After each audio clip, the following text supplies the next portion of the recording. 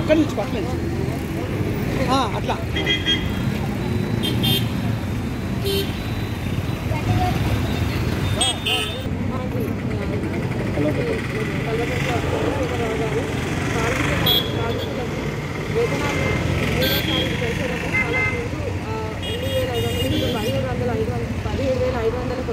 Double అయిపోయింది.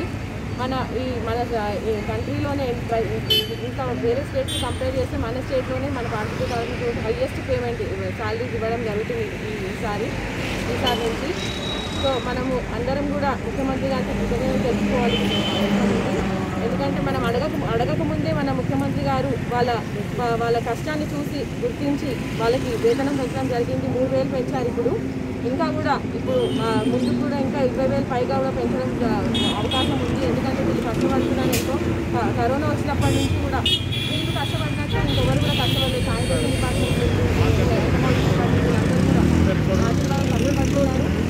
అందరి వల్లనే మన ప్రజలందరూ కూడా సురక్షితంగా ఉన్నారు. కేసీఆర్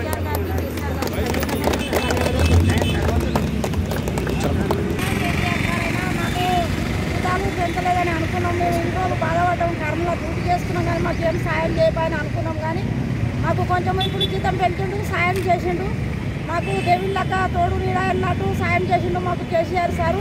మాకు ఇంకా కూడా జీతం పెంచాలి, పర్మనెంట్ చేస్తాను కూడా చేయకపోయా మాకు సారు. మాకు ముందే చేస్తానే ఇంకా చేయకపోయాని మేము అనుకున్నది. మాకు జీతం మనం పెంచకపోయి అనుకున్నాం చేసిండు సారు.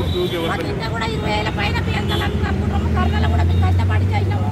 మేము అన్ని పోరాటం చేసి మేము జనాల గురించి ఎంతో ఆధారపడి పని చేస్తున్నాం. మేము మమ్మల్ని కూడా సహకరించాలని చెప్తున్నాము. దండవందనాలు చేశారు.